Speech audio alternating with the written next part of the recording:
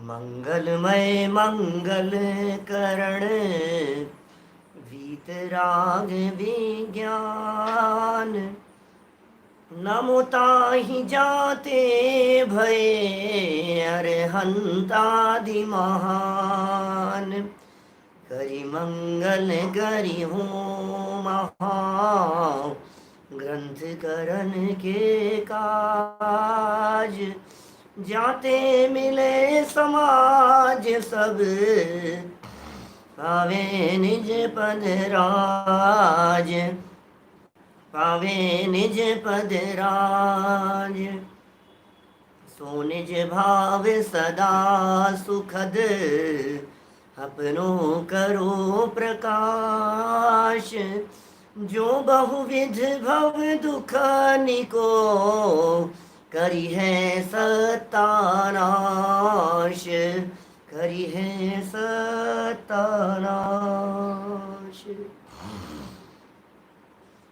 मोक्ष मार्ग प्रकाशक नामक यह ग्रंथ है। आचार्य कल्प पंडित प्रवर टोडरमल जी साहब की अनुपम रचना। तीसरा अधिकार और संसारी जीवों के दुखों की यहाँ चर्चा चल रही थी। यह संसारी प्राणी दुखी है, तो किस कारण से दुखी है? दुखों की ये चर्चा बतलाते हुए पंडित जी साहब सबसे पहले तो यहाँ चर्चा कर रहे हैं कर्म की अपेक्षा से दुख, और कल हम चर्चा को प्रारंभ करेंगे पर्याय की अपेक्षा से दुखों के बारे में। आज कर्म की अपेक्षा से दुखों का यह है अंतिम दिन है। पेज नंबर है 61, 61 नंबर पेज पर देखिए। नाम कर्म के उदय से होने वाला दुख और उससे निवृत्ति। नाम, ये कर्म का नाम है। कर्म का नाम ही नाम कर्म है। कोई कोई व्यक्ति ऐसे मिलते हैं जो ये कहते हैं, पंडित जी इसका नाम चेंज कर देते ना, नाम ही क्यों रखा है इसका नाम? भाई ये किसी ने नाम रखा नहीं है, जैसा है वैसा बताया मात्र गया है। माने किसी ने इसका नाम रख दिया हो, इस गलत फहमी में मत रहना। आचार्य देव ने सिर्फ नाम बताया मात्र है। अनादि काल से एक ऐसा कर्म जो कर्म शरीर की व्यवस्थाओं को देखता है, उस कर्म को नाम कर्म के रूप में जिनागम में कहा गया है। अनादि काल से उसका नाम यही है, इसलिए शास्त्रों में यही कहा गया है। इसलिए बिल्कुल भी संकोच और शंका करने की जरूरत नहीं है। देखिए 61 नंबर पेज। तथा नाम कर्म के उदय से होता क्या है? वैसा दुख की चर्चा कर रहे हैं। तो आप सभी जानते हैं आयु कर्म के उदय से, उसके निमित्त से शरीर में रहना हुआ।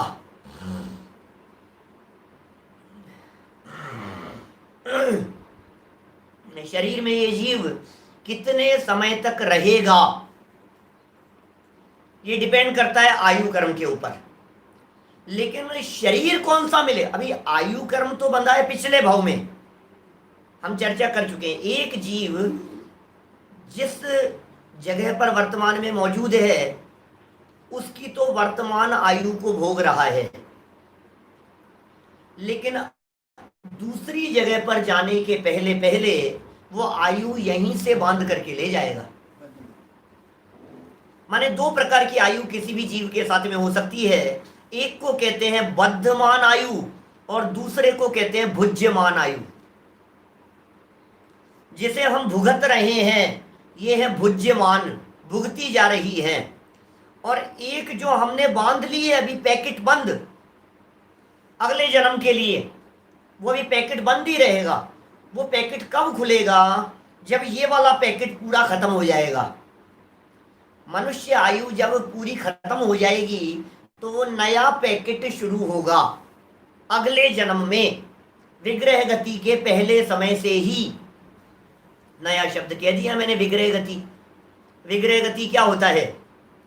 एक जीवन पूरा हो जाने के बाद दूसरी जगह पर पहुंचने के पहले जो रास्ते का काल है उसे कहते हैं विग्रह गति का काल। यहां मर गया, मनुष्य गति में ये जीव मर गया, तिर्यंच गति में किसी जगह पर जाकर के जन्म लेना है। जहां जन्म लेना है वहां तक पहुंचने के लिए जो रास्ते का टाइम पीरियड है, रास्ते में जो अवस्था है, वो कहलाएगी विग्रह गति, विग्रह गति की अवस्था। अभी विग्रह गति पूर्वक, विग्रह गति का पहला समय माने ये पूरा हो गया, और अगला समय बोले अगली आयु शुरू हो गई यहीं से। तो अगली आयु शुरू हो गई तो बांधी कब थी?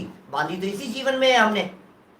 तो आयु कर्म तो बांध लिया, अब इस आयु कर्म के अनुसार ये पहुंच जाएगा उस आयु में, उस भव में पहुंच जाएगा। भव का निमित्त है आयु कर्म। लेकिन वहां पहुंचने के बाद में शरीर कैसा होगा, शरीर की संरचना किस प्रकार की होगी? तो शास्त्रों में कहा है उस शरीर की संरचना का नियामक, संरचना को निर्माण करने वाला, शरीर की संरचना कैसी हो इस व्यवस्था को देखने वाला एक कर्म है। उस कर्म का नाम है नाम कर्म। अब ये नाम कर्म इस जीव के दुख में निमित्त कैसे बनता है, उस चर्चा को देखिए। 61 नंबर पेज, अंतिम लाइन है। तथा नाम कर्म के उदय से गति, जाति, शरीर आदि उत्पन्न होते हैं। मनुष्य गति, तिर्यंच गति, नरक गति, देव गति। आपको पिछले कई दिनों में यह बात बतलाई जा चुकी है कि गति नाम कर्म का भेद है और आयु नाम का कर्म बिल्कुल सेपरेट, अलग ही है ना। तो मनुष्य गति कर्म, तिर्यंच गति कर्म, तो बोले नाम कर्म का एक भेद है, मनुष्य गति तिर्यंच गति रूप से। तो ये जो नाम कर्म का भेद बतलाया गया है, इन गति के साथ साथ में एक जाति कर्म भी है। एक का नाम कहा गति नाम कर्म, दूसरे का नाम कहा जाति नाम कर्म। ये जाति नाम कर्म ये नहीं है कि किसी ने जैन कुल में जन्म ले लिया, किसी ने दूसरे स्थान पर जन्म ले लिया, क्या इधर से यहाँ इसका पूरा हो गया, किसी ने मुस्लिम जन्म ले लिया, किसी ने हिंदुओं में जन्म ले लिया, किसी ने और में जन्म। ये जाति नहीं है। हिंदू, मुस्लिम, सिख, ईसाई ये जाति नहीं है। क्या? तो जाति क्या है हमारे यहाँ? एक इंद्रिय जाति, दो इंद्रिय जाति, तीन इंद्रिय जाति, चार इंद्रिय जाति, पंच इंद्रिय जाति, ये जातियां हैं। हम पंचेंद्रिय जाति के हैं, हम सैनी पंचेंद्रिय हैं। निगोदिया जीव हैं, वो एक इंद्रिय जाति का है। कोई चींटियां हैं, वो तीन इंद्रिय जाति की हैं। मच्छर हैं, वो चार इंद्रिय जाति के हैं। तो जो जीव जितने इंद्रिय है उतने इंद्रिय रूप उसके जाति देखी जाती है। ये जाति नाम कर्म है। तो गति नाम कर्म, जाति नाम कर्म, शरीर आदि उत्पन्न होते हैं। शरीर संरचना मैंने बतलाया आपको 93 प्रकृतियां हैं, माने नाम कर्म 93 प्रकार का है। उसमें भी बहुत सारी प्रकृतियां पुण्य प्रकृतियां हैं और बहुत सारी प्रकृतियां पाप प्रकृतियां हैं उस नाम कर्म में। तो ये कह रहे हैं उनमें से जो पुण्य के उदय से होते हैं वे तो सुख के कारण होते हैं। पुण्य के उदय से जो मिलेगी वे सुख में कारण बनते हैं, और जो पाप के उदय से होते हैं वे दुख के कारण होते हैं।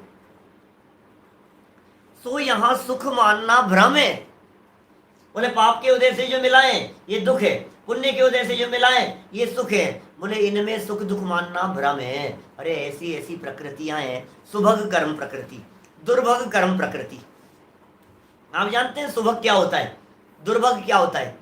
सुस्वर कर्म प्रकृति, दुस्वर कर्म प्रकृति, शुभ नाम कर्म प्रकृति, अशुभ नाम कर्म प्रकृति, यशस कीर्ति नाम कर्म प्रकृति, अयश कीर्ति नाम कर्म प्रकृति। ऐसी ये परस्पर विरोधी दिखाई दे रही हैं। शुभ नाम कर्म से सुंदर शरीर, अशुभ नाम कर्म से बदसूरत शरीर मिला। सुभग नाम कर्म हुआ, सुभग तो सब चाहते हैं। देखो अशुभ नाम कर्म शरीर बदसूरत है, लेकिन सुभग कर्म प्रकृति का उदय है तो शरीर बदसूरत होते हुए भी लोग बहुत चाहते हैं। सुभग है वो, दुनिया चाहती है उनको। जैसे मान लीजिए आप हमारे अब्दुल कलाम साहब की बात करें तो शक्ल की इतनी कोई बहुत सुंदर नहीं थे वे, लेकिन लोग उनके दीवाने। दुनिया भर में लगा लीजिए आप इस तरह की बात। अभी उल्टा लगाइए, किसी जीव के शुभ नाम कर्म का उदय है, तो शुभ नाम कर्म के उदय से सुंदर शरीर मिलता है। अब शरीर सुंदर है, बहुत सुंदर है, और अपने आप को सुपर समझते हैं, लेकिन लोग उनको चाहते नहीं है, लोग उन्हें पसंद नहीं करते हैं, क्योंकि उनके दुर्भग नाम कर्म प्रकृति का उदय है। दुर्भग, समझ रहे हो, दूर भाग जिनसे लोग दूर भागे, एक ऐसी कर्म प्रकृति है, उसका नाम है दुर्भग नाम कर्म प्रकृति। दूर भागाओ, भगाओ इनको, दूर भागो इनसे, बच के रहो इनसे। सुंदर दिख रहे हैं बहुत, लेकिन अट्रैक्शन नहीं है, ये दुर्भग कर्म प्रकृति का उदय।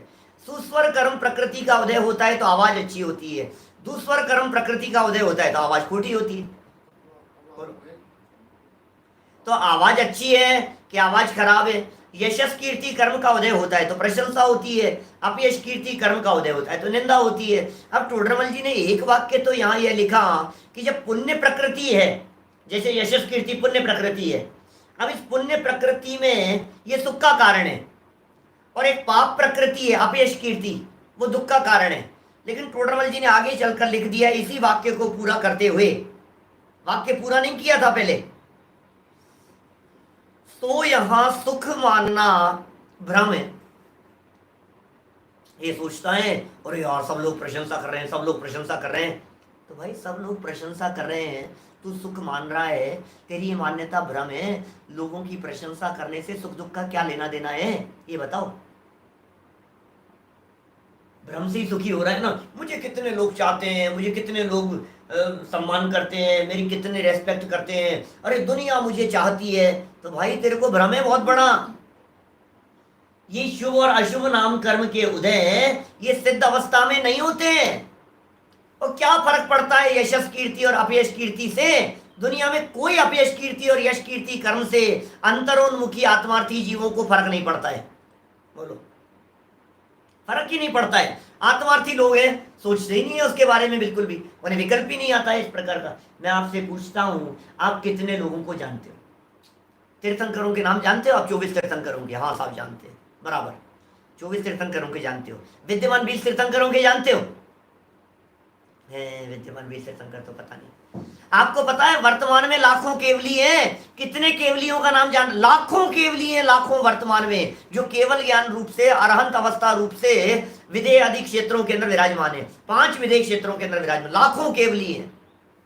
कितने केवलियों के नाम जानते हो आप? लाखों के नाम नहीं जानते आप।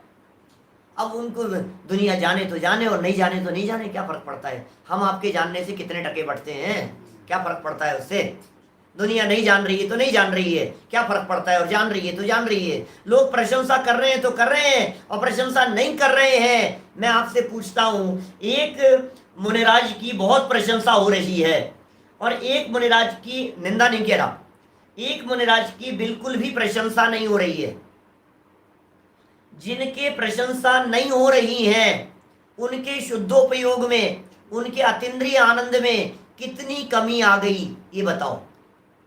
और जिन मुनिराज की बहुत प्रशंसा हो रही है उनके अतीन्द्रिय आनंद में कितनी वृद्धि हो गई? बोले कुछ नहीं। इसका मतलब आत्मिक सुख, आत्मीय आनंद में इस आपके प्रशंसा और निंदा के परिणामों से ना तो कमी आती है और ना वृद्धि होती है। इसलिए टोडरमल जी कह रहे हैं इनमें सुख मानना सो भ्रम है, गलत फहमी से मान रहा है, भ्रम है। तथा यह दुख के कारण मिटाने का, और क्या कह रहे हैं, दुख के कारण मिटाने का और सुख के कारण होने का उपाय करता है, वह झूठा है। अब टोडरमल सच्चा उपाय तो सम्यक दर्शनादि के। तूने जितने भी उपाय किए दुख मिटाने के लिए, क्या उपाय किए? तूने सब, निंदा हो रही थी हमारी, बहुत ज्यादा निंदा हो रही थी, अपमान हो रहा था, तो तुझे दुखी हुआ। अब इसको, दुख को दूर करने का उपाय क्या करेगा? लोग सम्मान करें तो मैं सुखी हो जाऊंगा। अशुभ नाम कर्म के उदय से शरीर बदसूरत हुआ तो ये दुखी हुआ।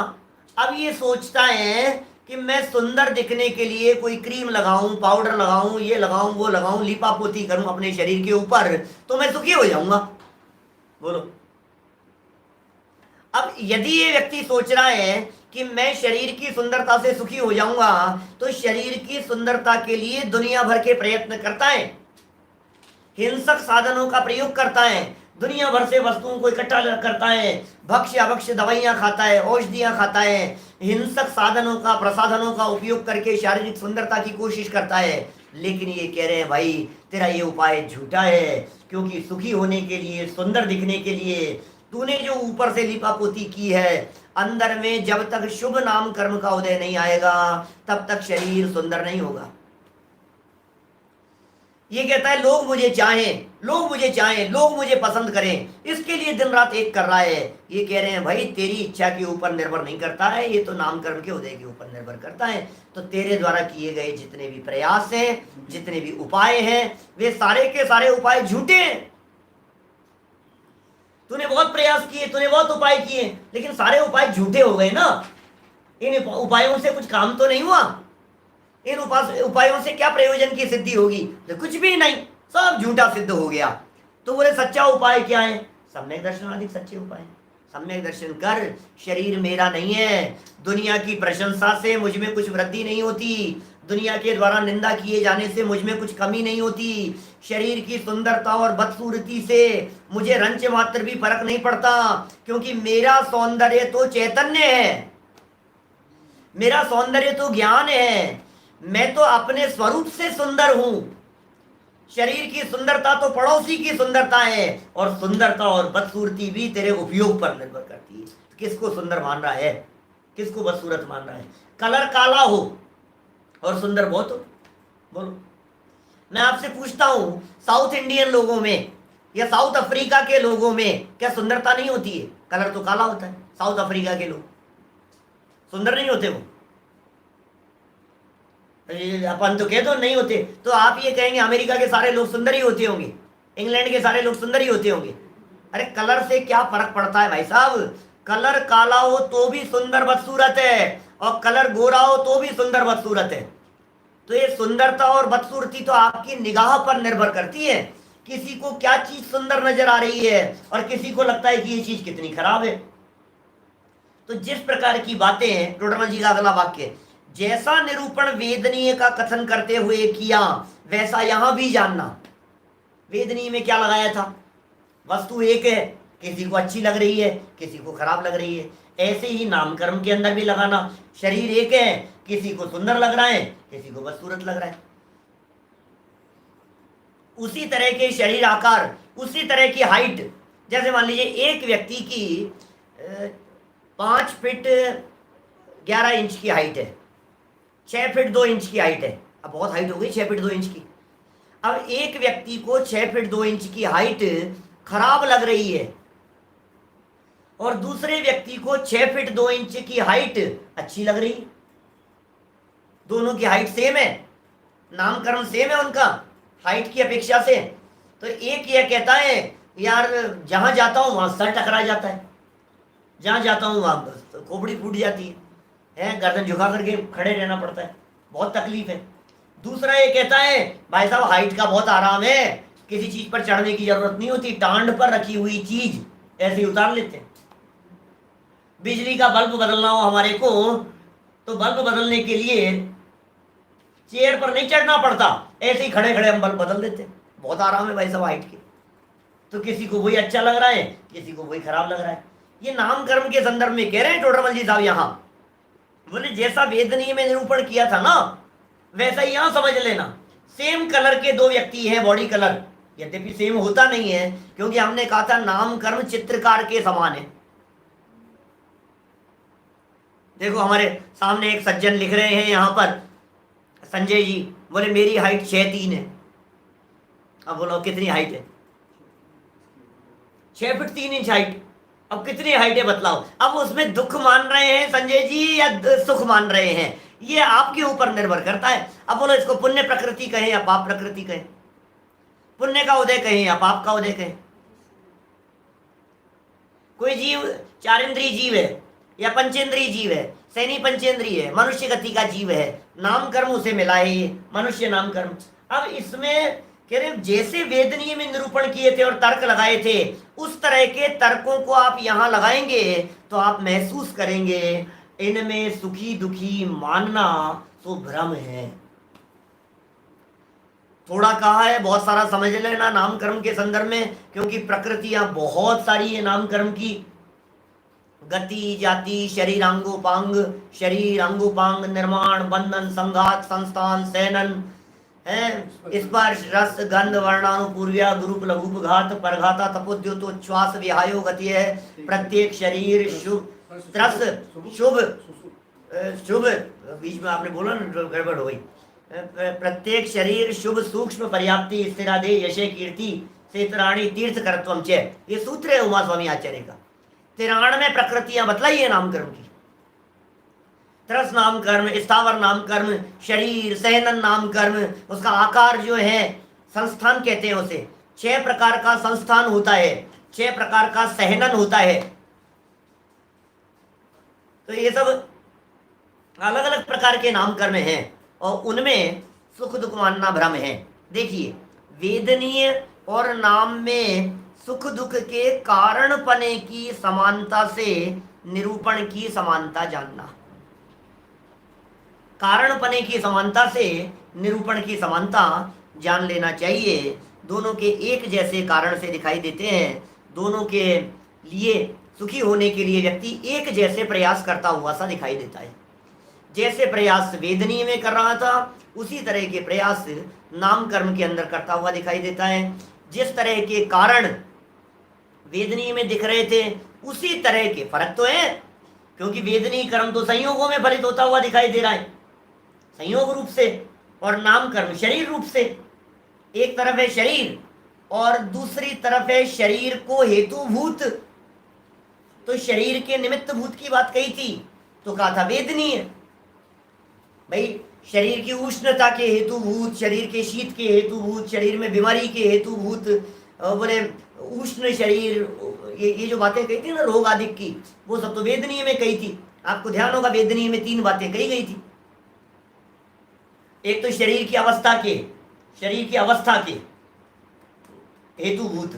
नंबर 2, शरीर की अवस्था के अनुकूल प्रतिकूल होने के लिए, जैसे कुर्सी मिल गई, अब शरीर की अवस्था, तो ये वेदनीय कर्म है।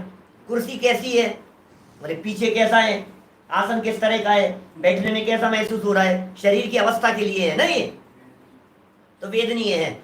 अब एक ऐसे जिनका शरीर से कुछ संबंध ही नहीं है, पृथक संयोग है, घर है मकान है, अब उसका शरीर की अवस्था से कुछ लेना देना नहीं।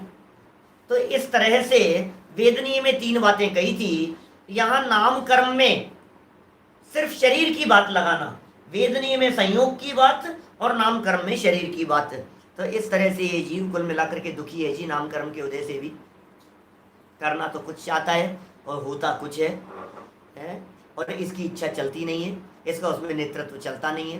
दांत कैसे होंगे, आंखें कैसी होंगी, कान कैसे होंगे, एक निर्माण नाम कर्म है क्या, ये कैसे भाव से कैसा कर्म बनता है, ये मेरे कर्म सिद्धांत के ऊपर प्रवचन है, उनमें देखना नाम कर्म के बंधन के कारण बतलाए हैं, उमा स्वामी आचार्य ने बतलाए तत्वार्थ सूत्र में।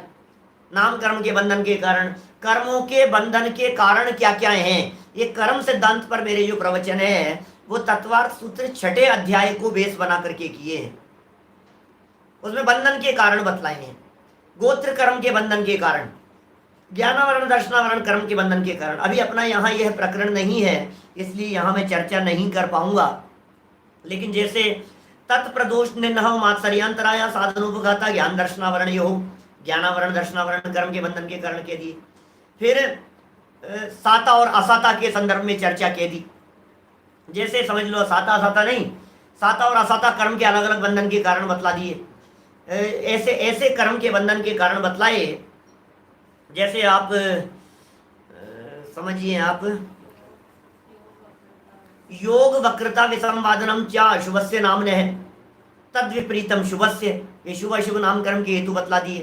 परात्म निंदा प्रशंसे सत सद्गुणोच्चादनो भावने चे नीचेर गोत्र से, तो ये नीच गोत्र कर्म के आश्रम के कारण बतला दिए, है ना। इसी तरह से कषायोदया तीव्र परिणाम चारित्र मोह से, कषाय के उदय से जो तीव्र परिणाम है उससे चारित्र मोहनी कर्म का बंधन होता है, इसी तरह से समझ लीजिए आप, दर्शन मोहनी के कारण बतलाए, केवली श्रुत संग धर्म देवा वर्णवादो, दर्शन मोह से, वो दर्शन मोहनी कर्म के आश्रम के कारण बतला दिए। इसी तरह से वेदनी का बड़ा गजब का है चक्कर। बोले वेदनी में कहते हैं दुख शोक तापा क्रंदन वध परिदेवनान्यात्म परोभय स्थानान्य असद्वेद्यस्य। दुख शोक ताप आक्रंदन वध परिदेवन, बोले दुखी होना असाता बन रही है, दुखी करना और दुखी होना दोनों से असाता कर्म बन रही है। ये व्यक्ति ये कह रहे हैं कि मैं किसी को दुख नहीं दे रहा, लेकिन भाई तू खुद दुखी हो रहा है, उससे भी असाता वेदनी कर्म बन रहा है। तो बहुत सारे कर्मों के कारण है। मैंने सूत्र आपको यहाँ बोल करके बतलाए हैं। देखिए आप आगे बढ़ते हैं। गोत्र कर्म के उदय से होने वाला दुख और उससे निवृत्ति। भाई साहब पूछ रहे हैं एक संगनन का अर्थ क्या है। संगनन, शायद नैरोबी का नंबर दिख रहा था। संगनन, संगनन क्या चीज है? संगनन कहलाता है सहन करना। हड्डियां कैसी होगी, कीलें किस प्रकार की होगी, उनके जॉइंट्स किस प्रकार के होंगे, ये संगनन कहलाता है बॉडी में। माने वज्र वृषभ नाराज सहनन, वज्र नाराज सहनन, नाराज सहनन, अर्ध नाराज सहनन, कीलक हुंड, मतलब ये असंप्राप्त सपाटी का सहनन। तो ये सहनन है, किस प्रकार का सहनन, बॉडी का स्ट्रक्चर में सहन करने की शक्ति किस प्रकार की होगी, वो सहनन कहलाता है।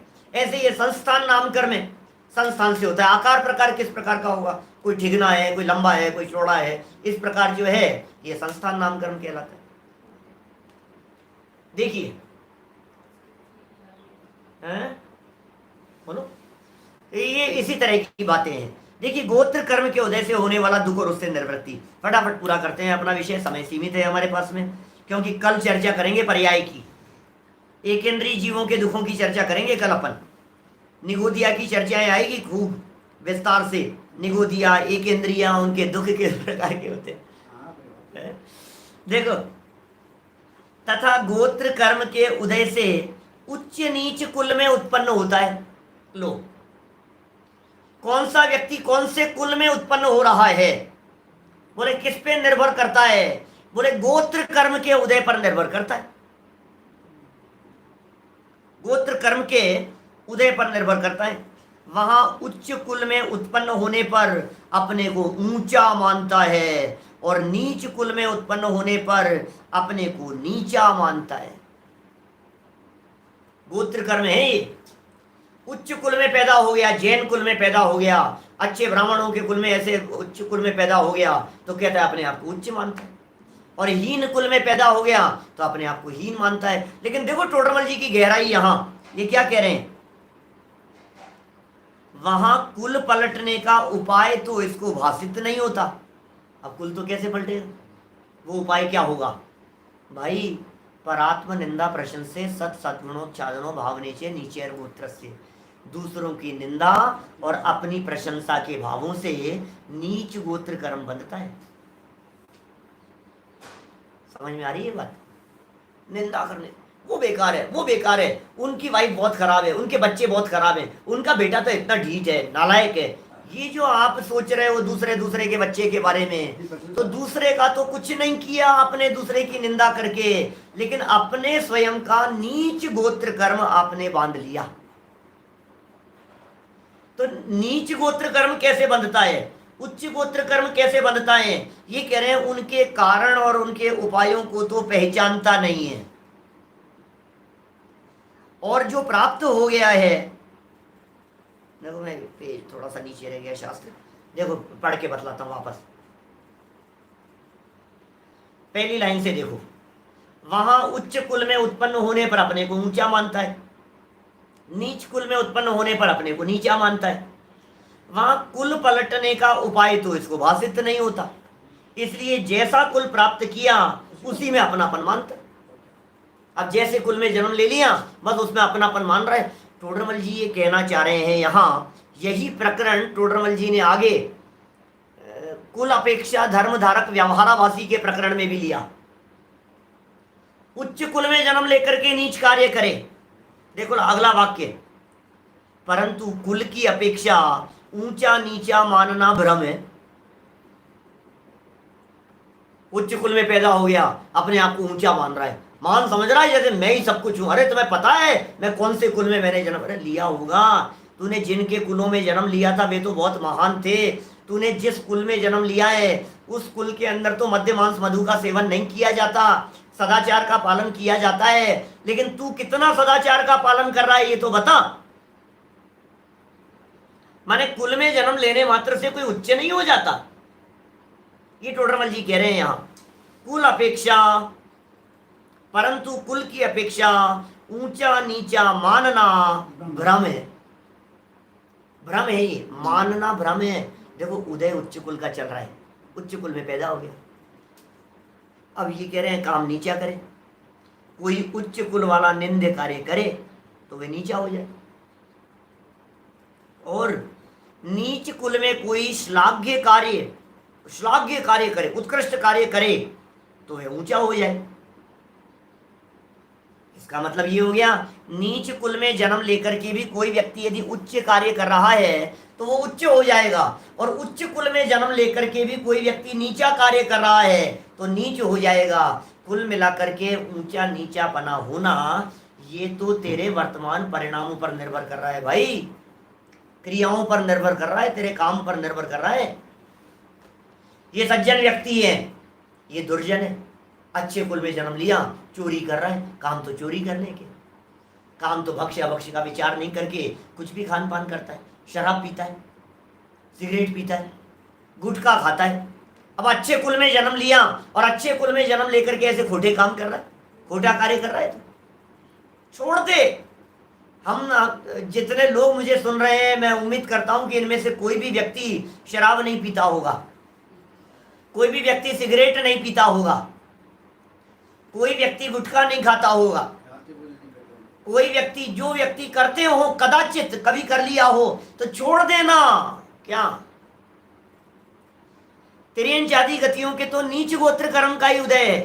तिर्यंच गति में बेचारे क्या करें, नरक गति में तो नीच गोत्र कर्म का ही उदय है, और देव गति के जीवों के उच्च गोत्र कर्म का ही उदय। सुनो, नीच और उच्च गोत्र कर्म का उदय, पॉइंट नंबर 1। सेकंड पॉइंट, नीच और उच्च गोत्र कर्म का बंध अलग अलग चीजें हैं। नीच गोत्र कर्म का उदय और नीच गोत्र कर्म का बंध, उच्च गोत्र कर्म का उदय और उच्च गोत्र कर्म का बंध, ये दोनों अलग अलग तरह की चीजें हैं। अभी वर्तमान में उदय तो चल रहा है इस जीव के उच्च गोत्र का, क्योंकि मनुष्य गति में आया है ना ये, और मनुष्य गति में भी अच्छे कुल में जन्म लिया है। देखिए जीवन पर्यंत कुल तो बदलता नहीं है, ध्यान दीजिएगा। जैसे किसी जीव ने तिर्यंच गति में जन्म लिया, कंसेप्ट समझना, किसी जीव ने तिर्यंच गति में जन्म लिया तो उसके लाइफ टाइम नीच गोत्र कर्म का ही उदय है। किसी ने नरक में जन्म लिया, क्या किसी ने नरक में जन्म लिया तो लाइफ टाइम उसके नीच गोत्र कर्म का ही उदय है बेचारे के। किसी ने देव गति में जन्म लिया तो देव गति में जन्म लेकर के उसके निरंतर उच्च गोत्र कर्म का ही उदय है। अब बंधन की अपेक्षा से बात करो तो बंधन तो निरंतर प्रति समय नीच गोत्र और उच्च गोत्र, नीच गोत्र उच्च गोत्र, नीच गोत्र उच्च गोत्र, ऐसे बदल करके बंधन होता रहता है। बंधन बदल बदल करके हो रहा है, उदय एक का चल रहा है, लाइफ टाइम के लिए एक का चल रहा है। अभी मनुष्य गति के जीवों की स्थिति थोड़ी सी अलग है। मनुष्य गति के जीवों में पंचम गुणस्थान तक के जीवों के नीच और उच्च गोत्र का उदय देखा जाता है, और पंचम गुणस्थान से ऊपर उसे उच्च गोत्री कह दिया जाता है मुनिराजों को, वो उच्च गोत्र वाले।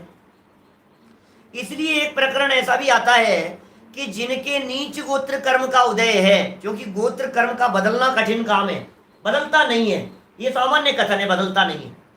अभी जब गोत्र कर्म बदलता नहीं है तो किसी ने नीच गोत्र कर्म में जन्म लिया हो, मान लो नीच कुल में जन्म लिया हो, धीवरों के कुल में जन्म लिया हो, चांडालों के कुल में जन्म लिया हो, ऐसे खोटे कुल में जिन्होंने जन्म लिया। अब यदि चूंकि उनके तो नीच गोत्र कर्म का उदय, तो नीच गोत्र कर्म वाले क्या वे दीक्षा ले लेंगे तो उनके गोत्र बदल जाएगा, उच्च गोत्र हो जाएगा उनका, क्योंकि छठा सातवां गुणस्थान हो जाएगा।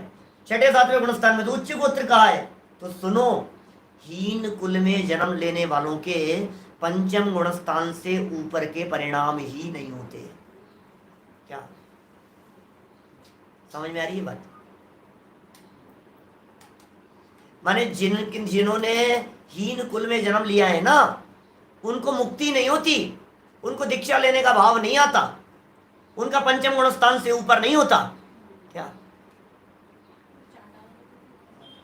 अभी कह रहे हैं उच्च गोत्र वाले ने नीच गोत्र वाले के साथ में शादी की, क्या उच्च गोत्र वाले ने नीच के साथ में, नीच गोत्र वाले ने उच्च गोत्र वाले के साथ में। अभी इसमें भी कई तरह की बातें हैं। जैसे मान लीजिए चक्रवर्ती की 32,000 पत्नियां म्लेच्छ खंड से आती। अब 32,000 पत्नियां म्लेच्छ खंड से आई। अब उन म्लेच्छ खंड में नीच गोत्र नामकरण का उदय है, म्लेच्छ है ना वो जीव। अब वो चक्रवर्ती के घर में आई तो गोत्र बदलेगा कि नहीं? अब वो उसका भी गोत्र जो है, समझो आप बदलना कह सकते हैं, क्योंकि यहाँ आकर के उत्कृष्ट आचरण हो गया, लेकिन उनकी जो संतान होगी वो तो नियम से उच्च गोत्र वाली होगी। चक्रवर्ती की होगी वो। क्या माने उन म्लेच्छ कन्याओं की जो संतान होगी वो तो नियम से उच्च गोत्र वाली है। और जो पत्नियां हैं इनका भी चूंकि आकर के आर्यगांव जैसा जीवन जीने लग गई, उत्कृष्ट जीवन जीने लग गई, धर्मात्मा जीवन जीने लग गई, क्या तो उनके उच्च माना जाएगा। सम्यक दृष्टि त्रियन चेत तो भी उनके उदय तो नीच गोत्र का ही चल रहा है। उदय नीच गोत्र का चल रहा है और बंद उच्च गोत्र का कर रहे हैं। बंद उच्च का होगा, सम्यक दृष्टि ज्ञानी जीव के बंधन उच्च गोत्र का होगा, और मिथ्या दृष्टि जीव के कभी नीच गोत्र का कभी उच्च गोत्र का। इसलिए भाई इतना ध्यान रखिए, बंधन अलग चीज होती है और उदय अलग चीज होती है। क्या बंधन अलग है और उदय अलग है। देखिए कुछ प्रकरण यहाँ से पढ़ता हूं मैं, बड़े सुंदर प्रकरण है। मैंने जो आपको क्षुद्र भाव के संदर्भ में कही है, उन क्षुद्र जीवों के नीच गोत्र कर्म का उदय है, उनके पंचम गुण स्थान से ऊपर नहीं होता, उन्हें दीक्षा लेने का भाव नहीं आता। ये बात मैंने आपको पहले भी कही थी, शायद इसी मोक्ष मार्ग प्रकाशक ग्रंथ के पेज नंबर 146 पर यह प्रकरण दिया है। 146 नंबर पेज पर यह प्रकरण दिया है, क्षुद्र मुक्ति निषेध प्रकरण। और वहां उन्होंने कहा पंचम गुण स्थान से ऊपर नहीं होता। 147 पेज पर स्त्री मुक्ति निषेध प्रकरण दिया है। तो ये सब बड़े मार्मिक विषय हैं, और टोडरमल जी ने जो इनको खोला है वो बड़ा मार्मिक ढंग से खोला है। हमें उन बातों की गहराई को जानना चाहिए और समझना चाहिए। आप लोग जो यहाँ प्रश्न कर रहे हैं, मैं फिर एक सूचना देना चाह रहा हूँ, बीच में दे देता हूँ। यहाँ प्रश्न करने से हमारा भी ध्यान विचलित होता है, और हमारे जो विद्वान जवाब दे रहे हैं उनका भी थोड़ा डिस्टर्बेंस होता है। बहुत ही मजबूरी हो तो आप यहाँ सामने लाइव चैट में प्रश्न कीजिए, अदरवाइज हमने यूट्यूब का, इसका टेलीग्राम का एक शंका समाधान ग्रुप बना दिया है। वहां 1 घंटे के लिए उस ग्रुप को पब्लिक के लिए खोला जाता है। प्रवचन खत्म होने के बाद में 1 घंटे तक आप उस पर अपने प्रश्न भेज सकते हैं। आपको उन प्रश्नों के जवाब वहां मिल जाएंगे हमारे विद्वानों के माध्यम से, है ना। यहाँ डिस्टर्बेंस औरों को भी बहुत होता है, और चलते चलते इतने प्रश्नों मैं भी नहीं देख पाता हूँ। मेरी स्क्रीन पर चलते रहते हैं प्रश्न, किसी का प्रश्न दिख जाता है, पढ़ने में आ जाता है, किसी का नहीं आता है, किसी का जवाब दे देता हूँ, किसी का नहीं दे पाता हूँ। कभी इधर देखता हूँ प्रश्न निकल जाते हैं आपके, तो बन नहीं पाती है वो स्थिति। देखिए 62 नंबर पेज, परंतु चौथी लाइन है इस पैराग्राफ की, चौथी लाइन, परंतु कुल की अपेक्षा ऊंचा नीचा मानना भ्रम है। कोई उच्च कुल वाला निंदे कार्य करे, जन्म तो लिया था ऊंचे कुल में, काम कर रहा है नीचे, तो वहां नीचा हो जाए, और नीच कुल में कोई श्लाघ्य कार्य करे तो ऊंचा हो जाए। लोभाधिक से उच्च कुल वाले नीच कुल वाले की सेवा करने लग जाते हैं। लो, अच्छे कुल में उच्च कुल में जन्म लिया, लोभ है, लालच है, तो चांडालों के इधर उधर जो हीन जाति कुल वाले हैं उनके यहाँ जाकर के नौकरी करने लग जाएगा, उनकी सेवा करने लग जाएगा, उनके हाथ पांव दबाने लग जाएगा। ये तो पुराने जमाने की बात है ना, इतनी फैक्ट्रियां तो चलती नहीं थी उस जमाने में, कोई कल कारखाने तो होते नहीं थे, कारखानों में जॉब बिजनेस ऐसा होता हो। तो जो भी वहाँ उस जमाने में होता होगा उस अपेक्षा से बात समझना चाहिए, वर्तमान समय के हिसाब से, वर्तमान अनुसार समझ लेनी चाहिए। देखिए, तथा कितने काल तक रहता है कुल, कुल कितने काल तक रहेगा? बोले पर्याय छूटने पर कुल की बदली हो जाती है।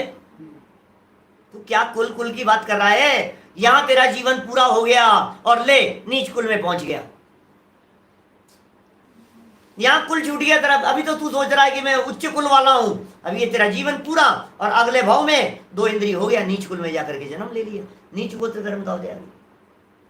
मर करके 1 इंद्रिय हो गया, नीच गोत्र कर्म का हो जाएगा। कैसी स्थिति है? तो पर्याय छूटने पर कुल की बदली हो जाती है। इसलिए उच्च नीच कुल से अपने को ऊंचा नीचा मानने पर उच्च कुल वाले को नीचा होने का भय। उच्च कुल वाला है, पर्याय नीचा नहीं हो जाऊं, नीच कुल में नहीं जन्म ले लूं, ये भय है।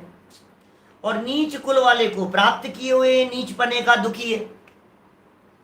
जिसने उच्च कुल में लिया है वो भय से दुखी है, जिसने नीच कुल में दुख जन्म लिया है वो अपने आप को उस कुल वाला मान करके दुखी ही है। सारी बातें परिणामों पर निर्भर करती है भाई। देखो, इसका सच्चा उपाय यही है। उपाय बताओ क्या है? उपाय तो ये है, अपने आप को कुल से ऊंचा नीचा मत मानो। उपाय तो यही है, अपने आप को शरीर से मत देखो। उपाय तो यही है कि अपने आप को जिस कुल में जन्म लिया है उससे अपने आप का निर्धारण मत करो, काम अच्छे करो। क्या हम लोगों को तो महाभाग्य से उच्च कुल मिल गया है ना? हम सब जितने लोग सुनने वाले हैं, महाभाग्य से उच्च कुल में हमने जन्म ले लिया है ना। तब उच्च कुल में जन्म लेकर के हीन कार्य हमारे माध्यम से नहीं हो। मैं कभी कभी जब बच्चों को संबोधित करता हूं तो मैं ये कहता हूं, बेटा एक बात लाइफ में ध्यान रखना, जैन कुल में जन्म लिया है, हमारे माध्यम से कोई ऐसा काम नहीं हो जिस काम की वजह से धर्म बदनाम हो, जिस काम को देख करके दुनिया ये कहे अरे यार ये क्या काम किया, अरे यार ये क्या काम किया इन्होंने। ऐसा नहीं हो जाए कभी भी। इसलिए सावधान रहना, सतर्क रहना। सच्चा उपाय यही है कि सम्यक दर्शन आदि के द्वारा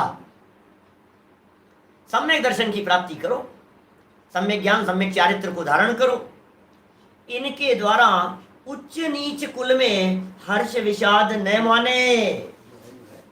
उच्च कुल में जन्म लेकर के हर्ष नहीं माने, नीच कुल में जन्म लेकर के विषाद नहीं माने। क्या? क्योंकि उच्च और नीच कुल की प्राप्ति ये किसके क्या है? ये उच्च और नीच कुल की प्राप्ति बोले ये तो शरीर और बाहरी संयोगों पर निर्भर कर रही है। आत्मा तो उच्च नीच होता नहीं है। और यदि आत्मा के उच्च नीच की बात करो तो मिथ्या दृष्टि नीच है और सम्यक दृष्टि और ज्ञानी भेद विज्ञानी उच्च है। सारे मिथ्या दृष्टि नीच है। मिथ्यात्व सम्यक्त्व की अपेक्षा से बात कह रहा हूं मैं, बाकी तो जिसके जैसे कुल में जन्म लिया हो उस अपेक्षा से समझना। तथा उन्हीं में जिसकी फिर बदली नहीं होती। और सुनो, सम्यक दर्शन प्राप्त कर लिया, रत्नत्रय प्रकट कर लिया, इससे क्या लाभ मिलेगा बोलो? रत्नत्रय धारण करके आपको लाभ क्या मिला? बोले जिससे फिर बदली नहीं होती, ऐसा सबसे ऊंचा सिद्ध पद प्राप्त करता है, तब सब दुख मिट जाते हैं और सुखी होता है। सिद्ध पद की प्राप्ति का उपाय करो भैया, सिद्ध पद की प्राप्ति का उपाय करो, सर्वोच्च पद की प्राप्ति का उपाय करो। ये कुल तुम्हारी इच्छा के अनुसार नहीं होते। चाहे हुए कुल में जन्म नहीं लेता है। मैं चाह करके उच्च कुल में जन्म ले लूं, मैं चाह करके नीच कुल, नीच तो कौन चाहेगा, लेकिन नीच कुल को बदल नहीं सकता और इच्छा के अनुसार उच्च कुल में जन्म ले नहीं सकता। मां संकट है भाई साहब, तेरी इच्छा चलती नहीं है तो क्या करें? बोले सुन, मनुष्य जीवन की प्राप्ति की है, सम्यक दर्शन आदि का प्रयास कर, वेद विज्ञान का अभ्यास कर, वस्तु स्वरूप को जान, आत्म स्वरूप को जानने का प्रयास कर, जिनवाणी के माध्यम से अपने स्वरूप को जान और समझ। ये त्रिकाली ध्रुव क्या है? भगवान आत्मा के स्वरूप को समझ, और इसके स्वरूप को समझकर गुणस्थान पहले से चौथा, चौथे से पांचवा और छठे सातवें तक वर्तमान में हो सकता है, वहां तक पहुंचने का पुरुषार्थ कर, और अल्प काल में सिद्ध दशा की प्राप्ति हो जाएगी तो अनंत काल तक फिर नीचे ही नहीं आएगा, फिर तो परमानेंट ही उच्च अवस्था की प्राप्ति हो जाएगी। सारे दुख मिट जाएंगे और परमानेंट सुखी हो जाएगा। तो इस प्रकार कर्मोदय की अपेक्षा, 8 कर्मों की चर्चा पूरी हो गई। कर्मोदय की अपेक्षा मिथ्या दर्शन आदि के निमित्त से संसार में दुख ही दुख पाया जाता है, उसका वर्णन किया। देखो यहाँ सावधानी कह रहे हैं, संसार दशा में सभी जीव दुखी हो वो नहीं कह रहे हैं, लेकिन संसार दशा में जिन जीवों के साथ में ये मिथ्या दर्शन आदि रूपी भूत लग गए हैं, साथ में लगे हुए हैं, वे जीव दुखी ही हैं। उसका वर्णन हमने यहाँ अपेक्षित विस्तार से किया है। तो ये मोक्ष मार्ग प्रकाशक 3 अध्याय का पहला प्रकरण कर्मों की अपेक्षा से दुख वाला यहाँ संपन्न हुआ। अब एक दूसरा महत्वपूर्ण प्रकरण है पर्याय की अपेक्षा से दुख, जिसमें एक इंद्रियादि, विकलत्रय, पंचेंद्रियों में मनुष्य, तिर्यंश, देवनार की, इन सब के दुखों की चर्चा बहुत विस्तार से पंडित जी साहब कर रहे हैं। इस चर्चा को हम कल यहाँ प्रारंभ करेंगे। अभी की बात को इसी भावना से विराम लेता हूँ कि हम सम्यक दर्शन आदि पूर्वक आत्मकल्याण के मार्ग में लगे। ओम नमः शिवाय। सहजानंदी शुद्ध स्वरूपी अविनाशी हूँ आत्मस्वरूप। सहजानंदी शुद्ध स्वरूपी अविनाशी हूँ आत्मस्वरूप। सहजानंदी शुद्ध स्वरूपी अविनाशी हूँ आत्मस्वरूप।